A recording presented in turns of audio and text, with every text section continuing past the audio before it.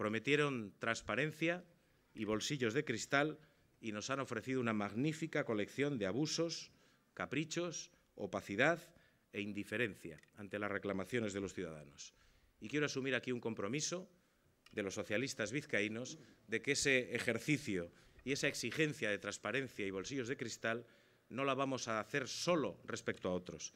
También la exigimos respecto a nosotros mismos y seremos inflexibles e implacables con todos los casos que se puedan dar en todo el ámbito de la política.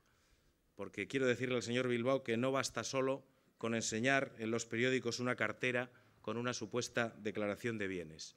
Después hay que hacer realidad lo que se promete con palabras. Ante esta situación, nuestros concejales han sido los únicos que han levantado la voz, recibiendo por ello descalificaciones, insultos e incluso amenazas, y solo porque dejaban ver bien a las claras lo que estaban haciendo los gestores del PNV, que utilizaban las instituciones para sus intereses, olvidando las necesidades de los ciudadanos.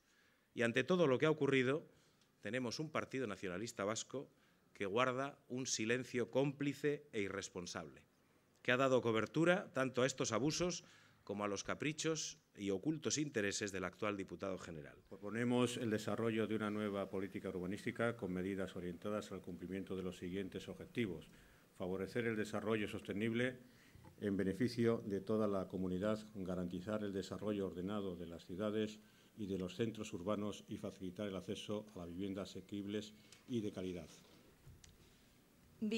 Hiri hazkunde iraunkor eta sozial batera bideratutako neurrien bidezko hirigintza politika berria, udalerri bakoitzean egon daitezkeen benetako eskaera ekonomiko eta demografikoen araberakoa.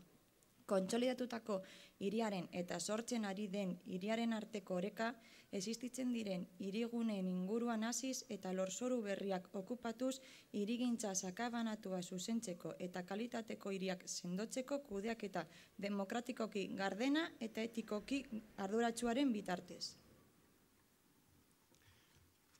Tercero, apostamos por la generación de entornos urbanos que no atenten contra el medio ambiente y que proporcionen recursos urbanísticos suficientes, no solo en cuanto a las formas y la eficiencia energética y del consumo de agua, sino también de su funcionalidad como un lugar que sea mejor para vivir.